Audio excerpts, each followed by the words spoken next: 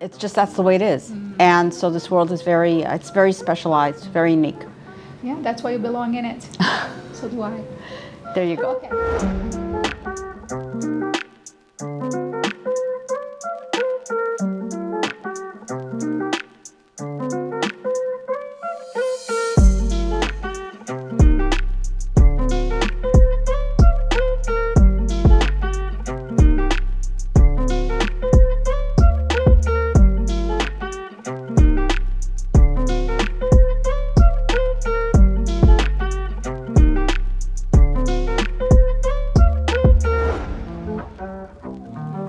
So today we are here with Millie, and Millie has been in the aviation industry for a long time, and she'll get to tell us about it.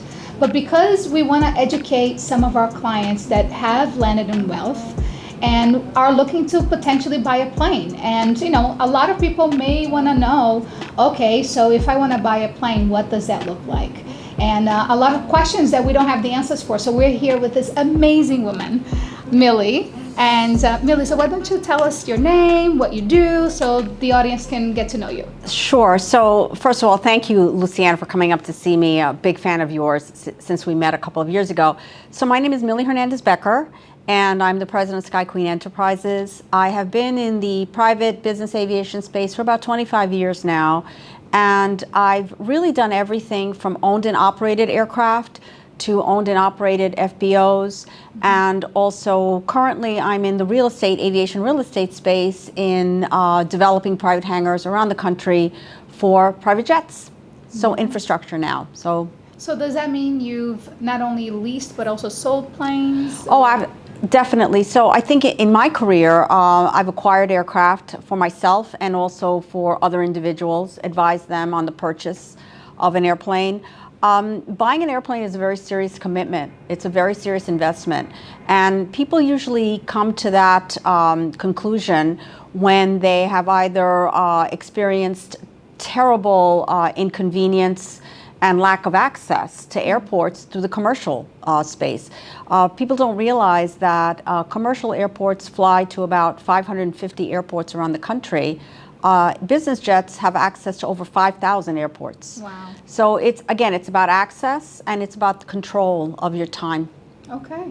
Well, 25 years, that's a long time. So congratulations for surviving the industry. And now when they say Sky Queen, I mean, literally, she is the queen of the sky. Do you happen to have a pilot license by any chance? You know what? I never was curious about flying. My early days were spent in airline operations at LaGuardia, and I really liked controlling things from the ground. When you see an airplane take off, whether it's commercial or whether it's private, many hands touch that flight. And I was one of those people, and I learned so much on the ground. Wow. So I thought the only person in control is the pilot and the co-pilot. So that's not the case? No, absolutely not. In private aviation specifically, there's a statistic that says that for every private flight that departs, at least 10 jobs touch that flight. Wow. From the dispatcher to the fueler to the definitely the crew, the pilots, the mechanics, the caterers, the ground transportation crews. So there are a lot of people that touch that flight. That's amazing. Okay, so the reason why I love doing business with you is because one of the things that was very important to me with my high net worth clientele was to connect them with someone that knows what they're doing, who has integrity, and who's going to give them the right advice. And I never forget when we met the first time and you said to me, okay, most people, they may get advice on buying a plane, but they may buy a plane thinking, okay, the plane can fly 4 hours when they're looking to fly 6 hours, right, and they buy the wrong plane. And I know you told me a crazy story. Yeah.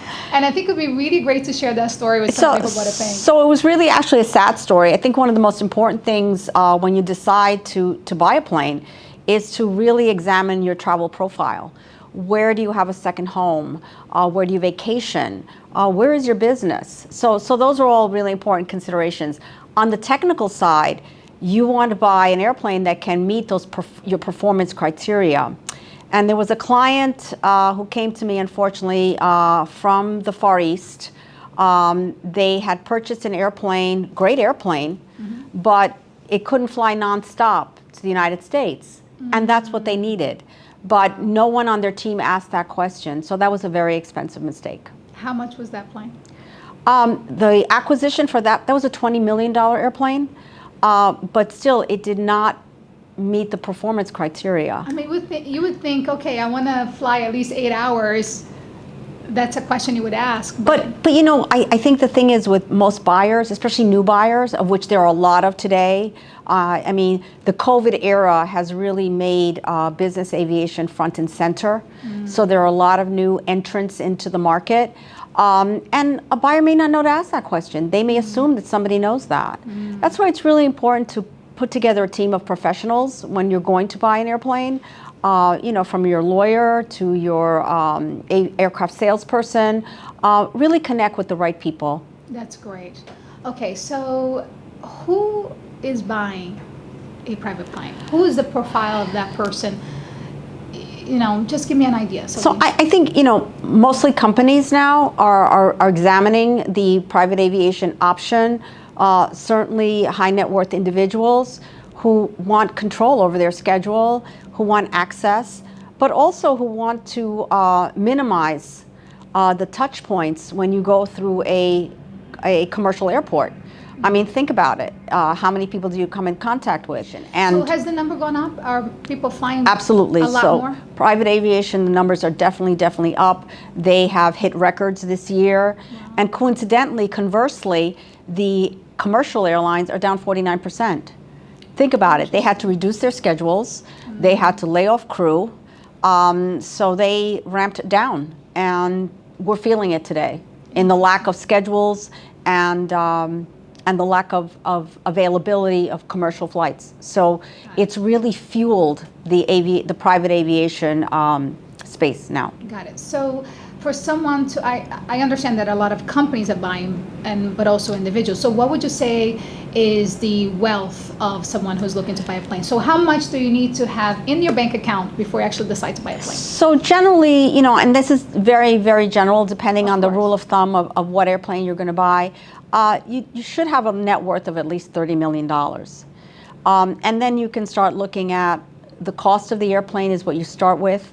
Then you have your fixed costs, which are your insurance, your crew salaries, your hangar space, and then you have your operating costs, cost of fuel, hotels, flight attendants. So, you know, those two things can go anywhere from $50,000 a year to upwards of over $1 million a year for your operating budget. And you have to really study the numbers. Got it. What would be, you know, the price for a plane if somebody wants to start? So right now, if you can find a plane, because the pre-owned market is really, the inventory is so low right now, and orders at all the manufacturers are up. You know, you can find, or you can identify. I don't like to say find because it's not about find, it's about identifying the right aircraft. Anywhere from $5 million to up to $80 million. Okay, got it. And that's just for the purchase price. That's right, because it doesn't count everything The fixed else. costs and the operating costs are not included in that budget. Okay. Do you have to have a pilot license to buy a plane? I think it's a silly question, but I wonder. No, it's not a silly, it's a good question. You know, interestingly enough, a lot of aircraft owners do have their private pilot's license.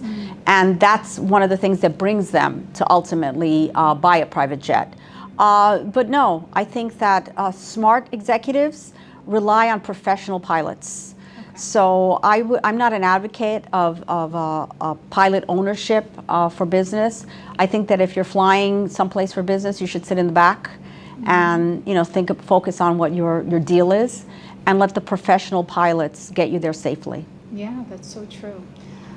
What would be the range of the carrying cost for a plane? And I know it depends on what kind of plane you have, if it's a small plane versus a bigger plane, but what would be an average? So if you take out the debt service for the airplane, I think you're looking at, again, I said between a budget of at least $50,000 on the low end, maybe that's a turboprop, to well over $1 million a year, maybe up to $3 million a year to operate a Gulfstream or a Global. And those are the big boys. in our space. So tell me about that, because obviously when it comes to cars, everybody knows if you're buying a Mercedes versus you're buying a Ferrari, there's a difference. Can you educate us a little bit about that? Like, what would be, an entry-level plane versus the big boys, that it's just like the Ferrari of airplanes? So I think that if you're starting, you keep using the entry level. I think if you're starting, let's just say Gulfstream, for example. They just announced yesterday their Gulfstream 800. Before that, they announced the Gulfstream 700. These are incredibly efficient, beautiful machines that people use to make their lives more manageable, more convenient, and accomplish more. So they're time machines, they're tools for people. I think that if you were going to look at, say, two city pairs of Florida and New York, you might want to start with a G200 or a G280. And that's an airplane that will certainly get you there in style, get you there safely, and it's a good investment. Because at the end of the day, the resale value on these airplanes is very, very good. And our G2, is that G200. Is that for Gulfstream? And then on the Bombardier side, because we don't want to leave them out, beautiful airplane, the Global 7500, very popular luxury jet. Start with a Challenger 300. So each of them have their own models, if you will. Okay. So, start with the website, look on there, and see what you like. Is there also, I'm assuming you can buy a new or pre-owned. I'm assuming that's always better to buy brand new, right? It depends on your tax situation, and it also depends on the availability of the pre-owned. The issue with new is that you have to put in an order and you have to wait. So you buy a position for that, and so you wait. And the advantage with pre-owned is, you can close in 60 days and have the airplane. I see. That makes a lot of sense. Okay, so what would you say is the most important advice for someone who's looking to buy a plane? That, you cannot miss this, what's something that you have to know? I think if you're looking to buy a plane, you probably know somebody who has a plane. Ask them. Pick their brain. Ask them who their team was. Don't be afraid to speak to people about it. Gather your information, and then start putting together a team. As I said, talk to your accountant. Okay. Talk to your attorney. How are you going to structure this? Okay. And then once you decide to move forward, identify a professional salesperson that can help you identify the right aircraft for your mission. And that's really, really critical. Are there any tax benefits of owning a plane? There definitely are tax benefits, especially if you're in the real estate space.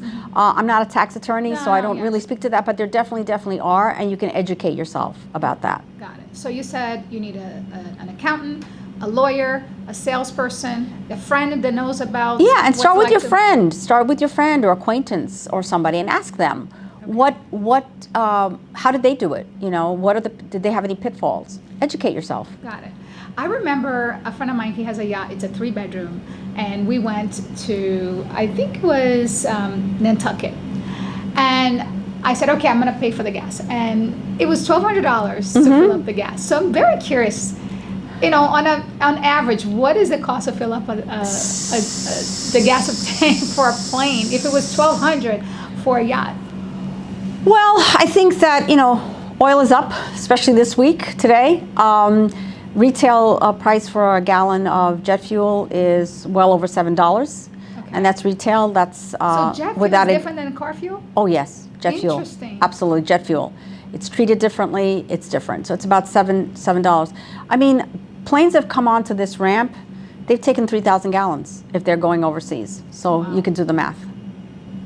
That is a lot.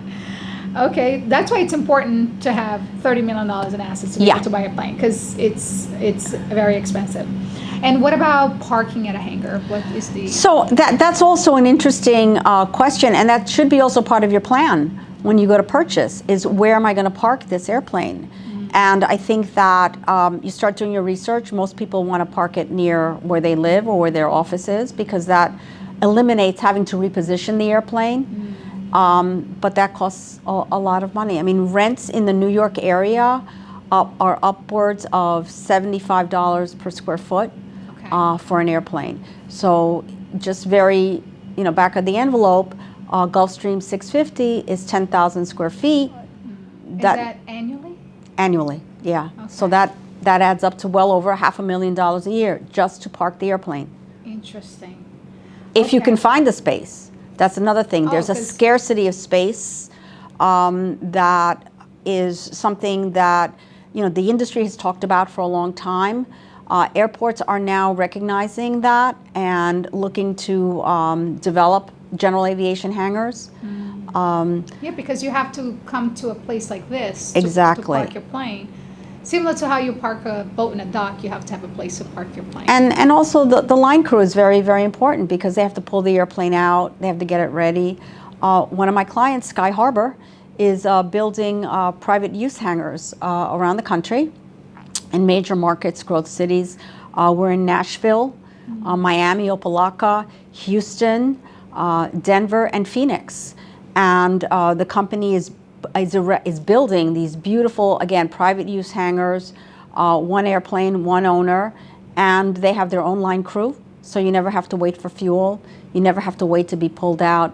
It's a different experience. It sounds like the next level of... It is. Private jet ownership is the next level. So you have your own private jet. What about your own private hangar? So it is the next level, very much so. Now, some people say private plane, some people say private jet. What's the difference? So you could have a private plane, but it could be a turboprop. So like a King Air, for example, like the company Wheels Up, they started with King Airs, and that's a turboprop airplane, a jet engine with propellers. So you don't really call a King Air a jet, you call it a turboprop. So it's more about category. Okay. There are other airplanes like a piston airplane that, again, doesn't take jet fuel. It's just a different category of airplane. Okay. Got it. Okay. So is there an easy way to understand the difference between the two? Other than just, unless you really understand? Well, I think it is easy. I think if it's big and it has propellers, it's a turboprop. If it's small and doesn't have propellers, it's a piston airplane.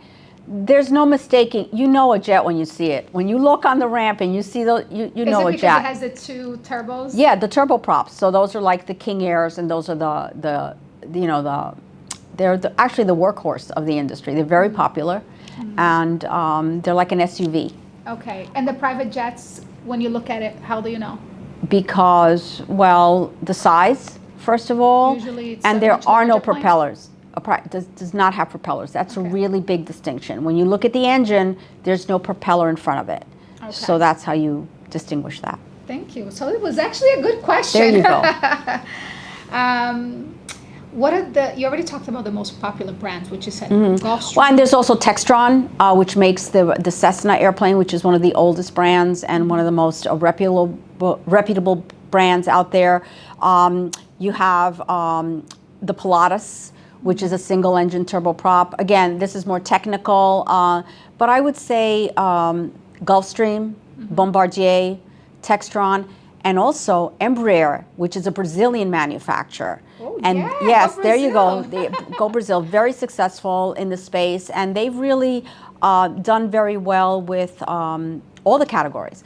They have an airplane called a Phenom that is an entry-level jet, if you will. That would be an entry-level jet, and they go all the way up to the Lineage, which is a global airplane.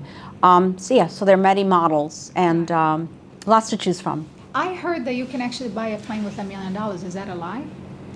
That there's Depends even on planes what for plane. Like less than $1 million. Yeah, I don't know what plane. And again, it depends on the age. If you're looking to buy a 40-year-old airplane, I'm sure you could find it. But I wouldn't recommend that. There's better ways to spend $1 million. Yes, yes. And I remember someone came to me and said, hey, can you help me sell my plane? But I think the plane was built in 1982. And every person I went to, they said, no, I wouldn't even, you have to pay me to get the scraps, to get rid of the scraps. Yeah, and that's what you can do. And sometimes the airplanes do go that way. You know, they're sold for But parts. I was shocked. I mean, it was still flying. It was still working very well. Why wouldn't that be worth something? It just isn't in the market. It just, airplane is measured in hours and time.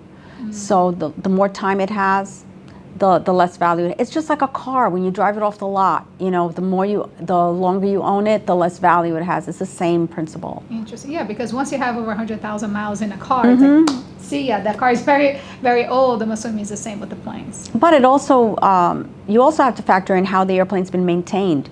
How many owners has it had? What kind of maintenance program is it on? This is a very, very technically intense business.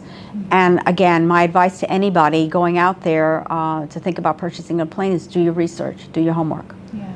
My uncle is actually a mechanic for American Airlines. Okay. So I know there's a lot that goes into maintaining that plane. Mm-hmm. And it's so important because if you don't do it right, it's dangerous, right? There's no almost in aviation. You got to get it right every time. Wow, that's amazing. And what would you say, and I think we're almost done, but the difference between should someone buy versus should someone lease a plane? And I know there's different types of leasing. There's fractional ownership. There's also just charter, private charter. So would you educate? So that's a really good question because I typically recommend to people, I had one gentleman about 5 years ago who I worked with buying his first airplane. And I remember sitting in his office and he had the executive controller open, which is the kind of the airplane show book of all airplanes for sale. And I recommended to him that before he purchased, that he charter a little bit and charter different airplanes to get used to the, the performance and try it out, see what he likes. He said, no, I want to buy this one. And his first airplane was a Gulfstream. So it was like, okay, you do what the client wants. But I do recommend chartering a little bit.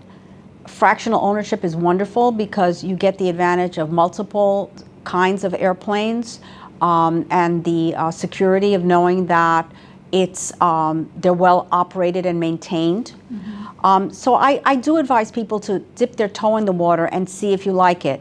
If you've already done that and you've determined that you want to buy a plane, as I said, start doing your homework, put together a team, and go shopping. Got it. I love it. Now, one thing that I'm also curious about is that when I'm going around private airports, I see Millionaire, I see Signature, and I see Ross Aviation. Like, what is the difference between? Is it just a place where you find a place to park the plane? So these are companies who provide hangar space for airplanes. They'll provide basically the same thing.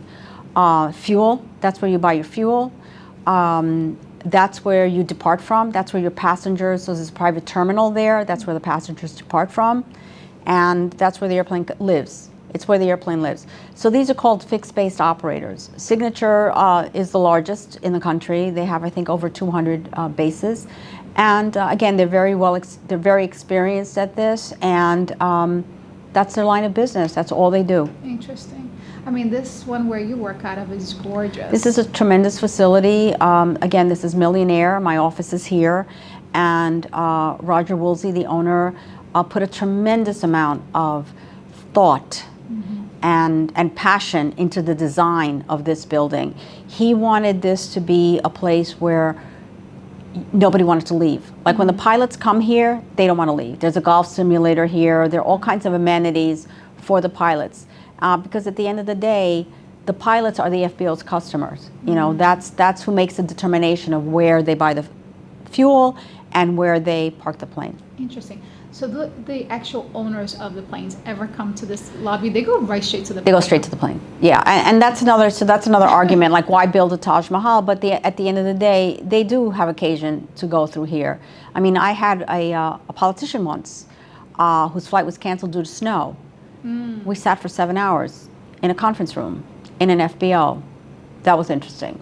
So you want it to be as nice as possible, but again, most owners and most passengers, celebrities, don't spend any time in the FBO unless they're going to the bathroom, which they do want to. Beautiful. Well, that's the reason. That's the reason. Yeah, the bathroom is really pretty spectacular here, and the golf simulator is amazing. So typically, pilots wait for their passengers. Mm-hmm. So, for example, at this airport, say somebody flies up from Florida for the day for the meeting. Where are the pilots going to go?